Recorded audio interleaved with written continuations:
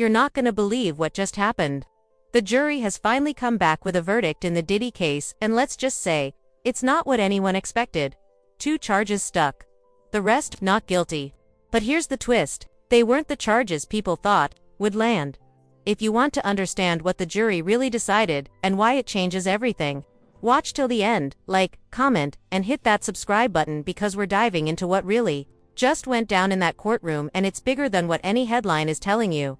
Okay, so here's where we are. After more than 14 hours of total deliberation, with most of us expecting today to be another long stretch of silence, a note was just sent out from the jury.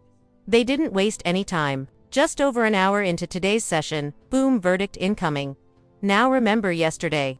The jury had already reached unanimous decisions on 4 out of 5 charges against Diddy. But that first count, the big one, racketeering conspiracy, that's the one they said they were stuck on. Deadlocked, and not just undecided, they used the word unpersuasive. And now, somehow, they've changed their minds. Multiple outlets are confirming that the final verdict is in. I'm talking less than 90 minutes into today's proceedings, after hours and hours of confusion yesterday. It's official. Let me walk you through what the scene looks like right now. Media crews are everywhere. Reporters glued to their phones. Everyone's got eyes on the courthouse steps, waiting for the doors to swing open. And suddenly, someone whispers, "It's in." They've reached a verdict. And then everyone is scrambling. Inside the courtroom, absolute tension. Diddy's lawyers are already in place.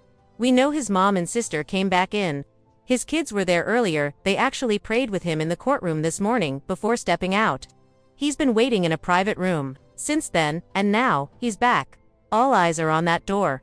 And Diddy just walked in. He looked at his family, nodded, gave the smallest smile. Like he knows something. Or maybe he's just holding it together. Now let me bring you into the heart of this, because this racketeering charge isn't your usual kind of trial drama. It's layered. It's legally complex. And the thing that made it even more confusing. It's a conspiracy charge, which usually means multiple people involved. But here's the thing. In this case, only one name was charged. Just Diddy, so jurors, who probably didn't know much about RICO law before this trial, were suddenly asked to decide whether one man by himself could have orchestrated this entire web of crimes, ranging from bribery to forced labor. It's not simple, and it's not clean. Even the reporters covering this trial daily were struggling to break it down. I mean, if you're not a lawyer, you're probably asking yourself, wait, how does racketeering even work? And that's the point. This count had people confused from the start. And get this, even Diddy's family thought it was over. They had left the courtroom. Everyone assumed deliberations would go on for hours. But then, without warning, they were called back in. No one saw this coming. Not the media, not the crowd outside, not even the legal experts watching this every single day. Just before the verdict was announced, Diddy returned to the room, calm, composed. His eyes met his family's. He nodded again, no words, just a look. And now, we wait. The decision is about to be read, and trust me, whether you believe in his guilt or innocence, this verdict is going to set the tone for everything that comes next, not just for Diddy, but for how these kinds of high-profile celebrity trials are handled in the future. So here's what likely happened overnight, and it might sound simple, but it's important. Sometimes, when jurors go home and sleep on it, something changes. Maybe it's reflection, maybe it's pressure, maybe someone finally just decides to shift. But this morning, when they walked back into that courthouse, they were ready. No more debating. No back and forth. Just straight to business. It's now 10:13 a.m. Barely 1 hour into the day. What does that tell us? This wasn't about new evidence. This was about minds being made up before they even walked through the door. They sat down, voted, and bam, verdict finalized. And I've got to say, I'd love to know how close they were yesterday. Like, how split was the room? Was it 11 to 1, 6 to 6? That's the kind of thing that shapes the entire emotional weight of this. One of the defense experts put it best: never try to predict a jury. Some thought we'd be waiting until noon. They were off by hours. That's how wild and unpredictable this game is. But let's be real, that pause overnight, that silence, it gave whoever was on the fence some breathing room. Enough time to reflect, argue internally, maybe talk things out in their heads. This morning, they came in with their minds set. Let me give you the courtroom play, dash by dash play. At 9:52 a.m. A note hits the judge's desk. We've reached a verdict on all counts. The courtroom freezes. The judge turns to both sides.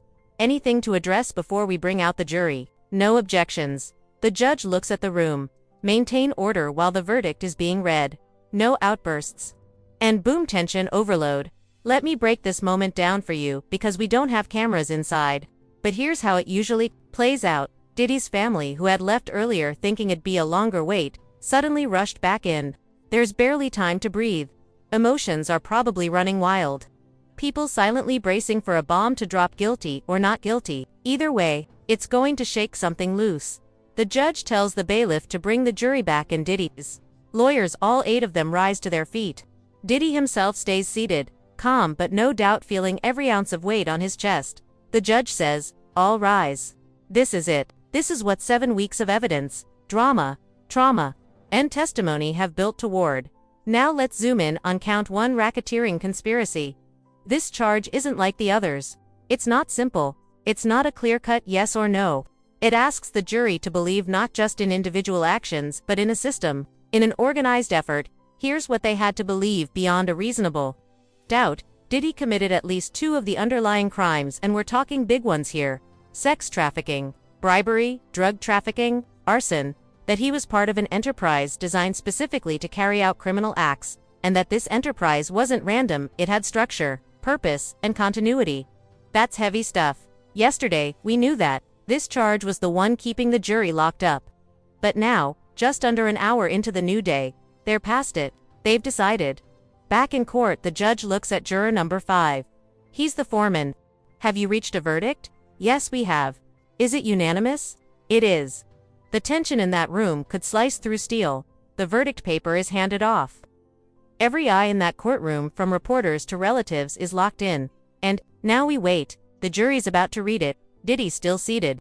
The courtroom is silent. I mean, pin drop silence.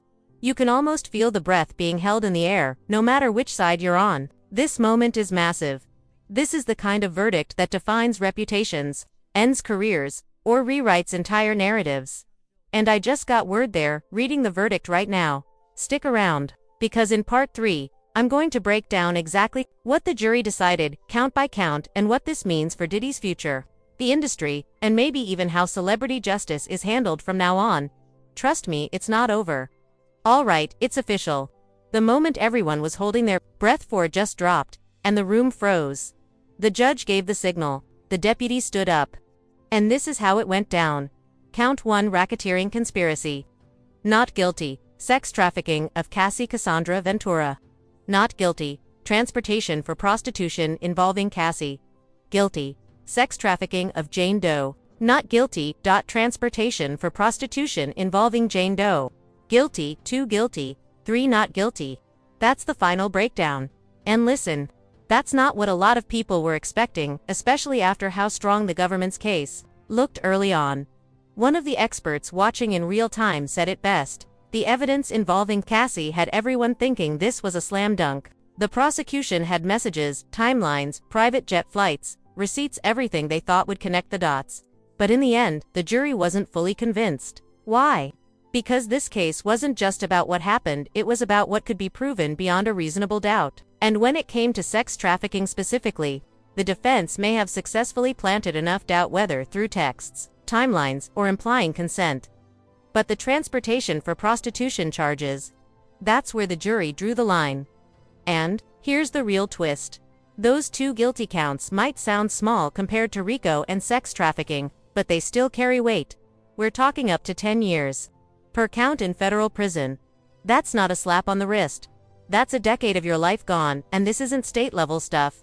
This is federal. And even though Diddy's already spent about 10 or 12 months behind bars during the trial process, that time will only go so far.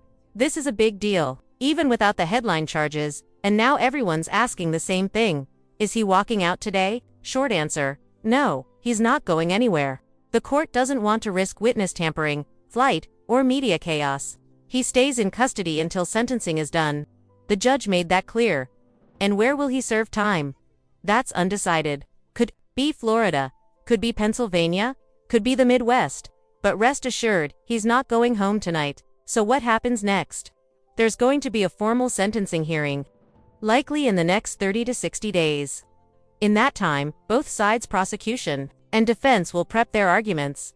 They'll submit sentencing memos. They'll dig into Diddy's past, his actions, character references, public impact, everything. Then the probation office also submits a report. They'll interview him, talk to people close to him, and all three sides, prosecution, defense, and court services, will recommend how harsh or lenient the sentence should be. But in the end, the final decision is up to the judge. And based on how tightly this trial was handled, you better believe the sentencing will be just as serious. Now here's something nobody's talking about. Even though Diddy beat the major charges, his reputation just took a hit that might not ever heal. This wasn't just a legal battle. This was public exposure. People heard the stories, saw the photos, read the timelines. The court said not guilty on some charges, but that doesn't erase the cultural stain. 2. Guilty counts mean he was still found criminally responsible for transporting women across state lines for prostitution. That sticks no matter what his lawyers say, no matter how his team spins it. In the next part, I'll tell you exactly what this verdict means for Diddy's future, legally and financially, plus what kind of prison time he's really facing, and whether the music industry will ever let him back in the door. Don't miss it.